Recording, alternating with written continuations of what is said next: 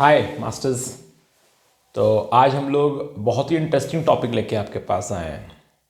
आज का हमारा डिस्कशन का टॉपिक होगा, जो हम लोग पीएन जंक्शन डायोड पढ़े थे उसका एक एप्लीकेशन हम लोगों ने देखा था, rectifiers, half wave rectifier and full wave rectifier. आज हम लोग स्पेशल टाइप ऑफ दो डायोड्स के बारे में देखेंगे। वैसा कि हम लोगों को तीन तरह के स्पेशल डायोड्स पढ़ने हैं। एक है फोटो डायोड, दूसरा है LED that is light emitting diode, और तीसरा है जेनर डायोड। बट आज के इस वीडियो में हम लोग बात करेंगे फोटो डायोड और एलईडी के बारे में। तो चलिए क्लास को स्टार्ट करते हैं मास्टर्स।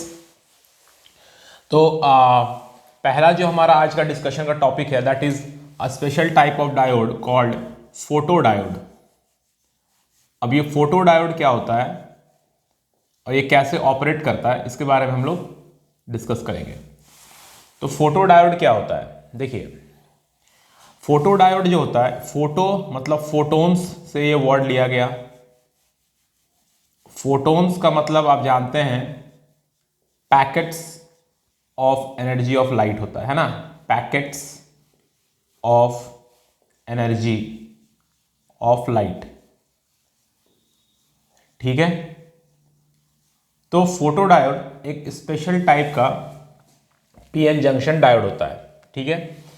इसमें क्या होता है, जैसे ये हमारा एक पीएन जंक्शन डायोड हो गया,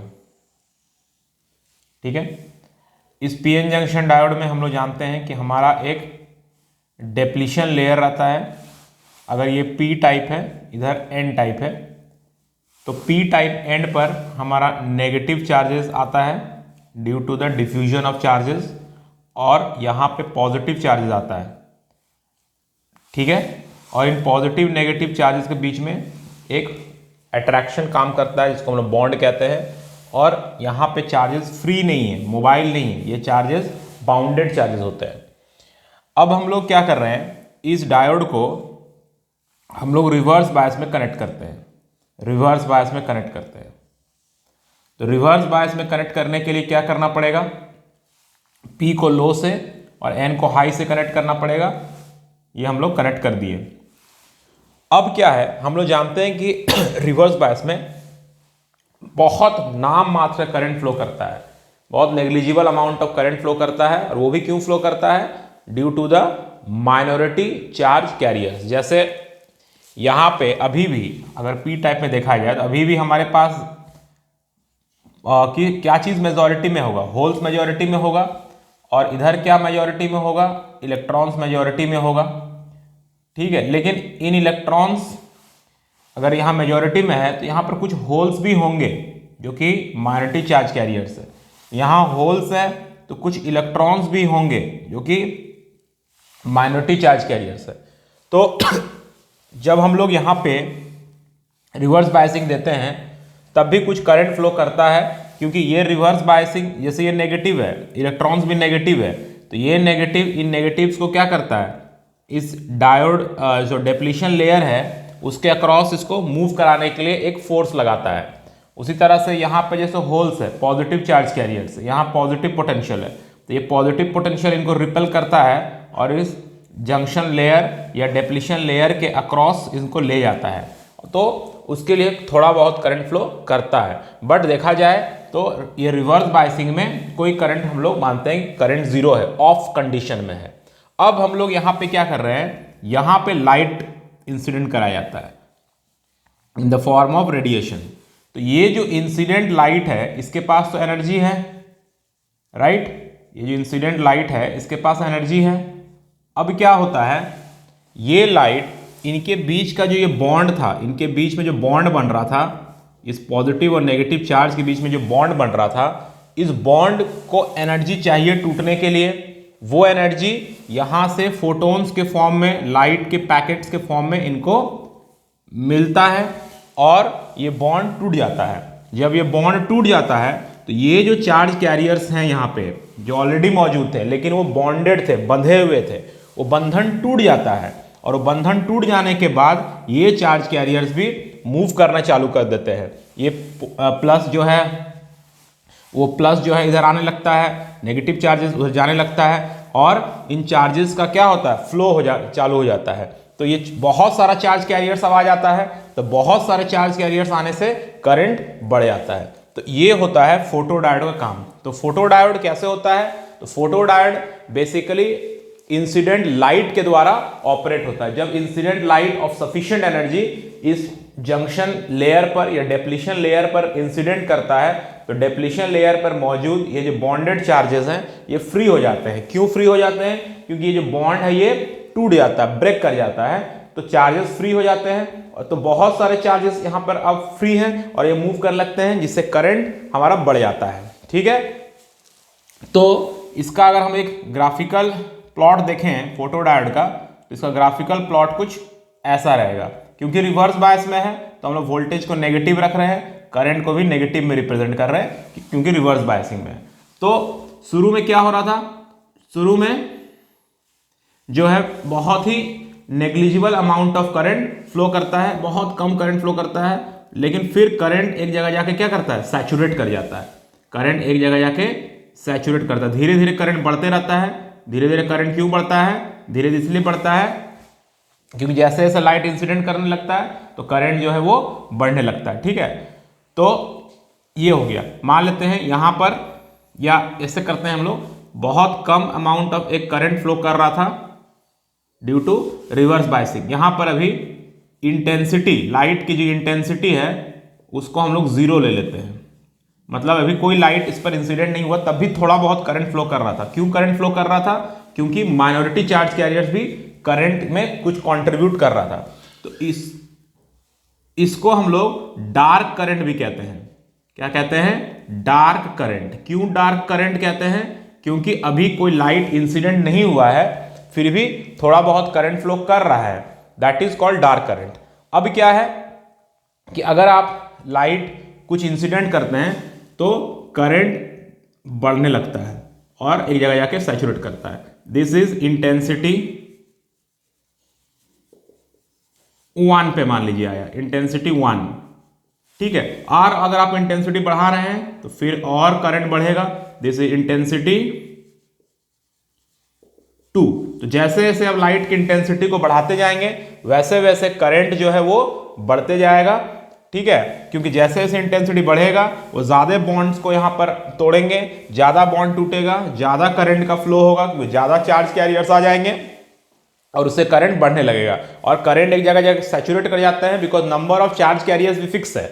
ऐसा नहीं है कि बहुत number of charge carriers infinite तक जा सकते हैं, तो एक जगह जाके करंट सैचुरेट कर जाता है। So this is the operation of photodiode. तो इसका सिंबल कैसे होता है? इसका सिंबल हम लोग ऐसे बनाते हैं, this is the symbol of A photodiode. ये इस तरह से इसका सिंबल होता है, और क्योंकि इसमें लाइट इंसिडेंट कर रहा है तो हम लोग इस तरह से इसको दिखाते हैं कि इसमें लाइट इंसिडेंट कर रहा है। So this is the symbol of photodiode. तो ये आप समझ गए किस तरह के से फोटोडायोड काम करता है। ठीक है, और ये चीज सबसे बड़ी बात है कि फोटोडायोड को हमेशा हम लोग रिवर्स बायस में रखते हैं। फोटोडायोड को हमेशा हम लोग रिवर्स बायस में रखते हैं। ठीक है, अब सवाल यहां पे एक चीज आता है कि फोटोडायोड को हम लोग रिवर्स बायस में क्यों करते हैं? तो इसका 2 रीजन हम आपको बता रहे हैं। पहला रीजन है कि देखिए, अगर हम इसको फॉरवर्ड बायस कर देंगे तो हमें यह पता नहीं चलेगा कि जो लाइट आ रहा है इससे करंट कैसे कंट्रोल हो रहा है या इससे करंट कैसे अफेक्ट हो रहा है। क्योंकि फॉरवर्ड बायस में आप जानते हैं कि फॉरवर्ड बायस में तो करंट ऐसे भी फ्लो करेगा। फॉरवर्ड बायस जो होता है वो तो कंडक्टिंग स्टेट होता है पीएन जंक्शन डायोड का, तो करंट तो ऐसे भी फ्लो कर जाएगा। तो आपको ये पता नहीं चलेगा कि करंट लाइट के कारण वहां पर अफेक्ट कैसे हो रहा है। इसीलिए इसको रिवर्स बायस करते हैं कि बैटरी से करंट का कंट्रीब्यूशन ना के बराबर है। अब हमें देखना है कि लाइट इंसिडेंट होने से करंट कैसे कैसे इंक्रीज कर रहा है, लाइट का क्या इफेक्ट हो रहा है, इसीलिए रिवर्स बायस करते हैं। और दूसरी जो बात है कि देखिए, अगर आप बात करेंगे यहां पर रिवर्स बायसिंग में अगर करंट फ्लो करता है तो किसके कारण करंट फ्लो करता है? वो माइनॉरिटी चार्ज कैरियर्स के कारण करता है। ठीक है, अगर रिवर्स बायस में थोड़ा बहुत करंट फ्लो कर भी रहा है तो किसके कारण कर रहा है? माइनॉरिटी चार्ज कैरियर के कारण कर रहा है।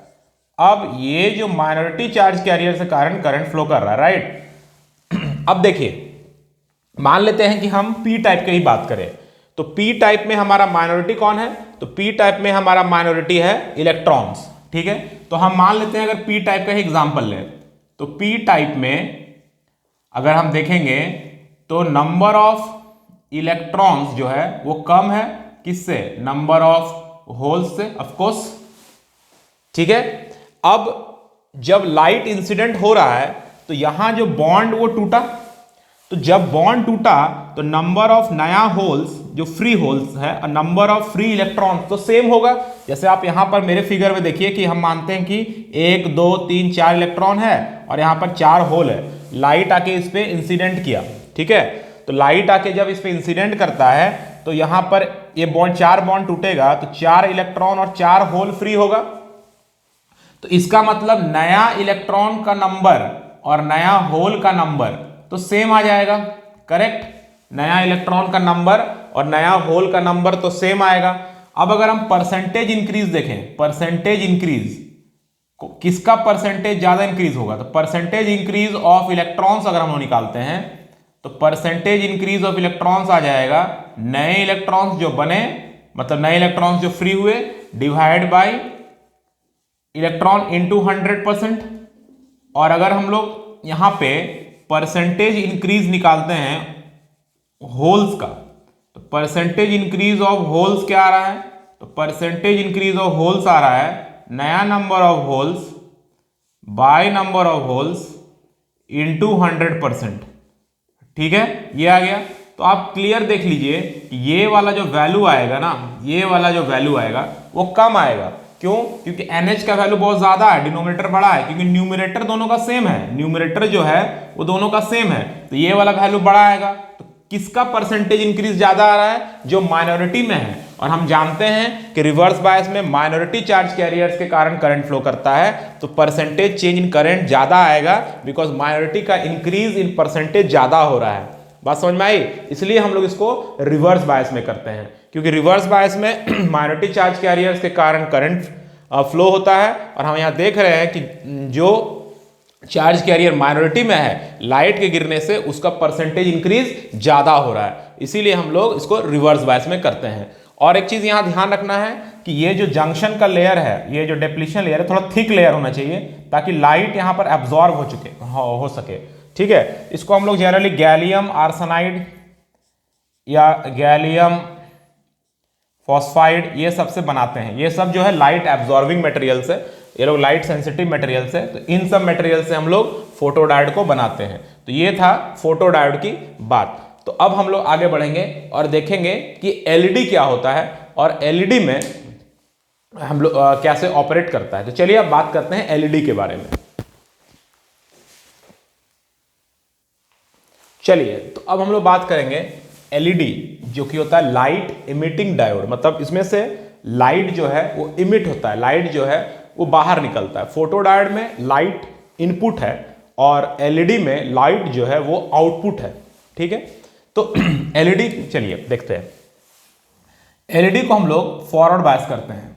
ठीक है, ये सबसे बेसिक डिफरेंस है एलईडी और फोटोडायोड के बीच में। तो ये हमारा डिप्लीशन लेयर हो गया, इधर पी टाइप है, इधर एन टाइप है। यहां पे नेगेटिव चार्जेस रहते हैं, यहां पॉजिटिव चार्जेस रहते हैं। ठीक है, और इनके बीच में बॉन्ड बना हुआ रहता है कि ये फ्री नहीं है। अब हम लोग इसको फॉरवर्ड बायस कर रहे हैं। ठीक है, ये हो गया आपका फॉरवर्ड बायस। अब जब हम लोग इसको फॉरवर्ड बायस कर रहे हैं तब क्या हो रही है, यहां पे अभी भी होल्स का परसेंटेज ज्यादा है और यहां पर अभी भी इलेक्ट्रॉन्स का परसेंटेज ज्यादा है, इलेक्ट्रॉन ज्यादा है।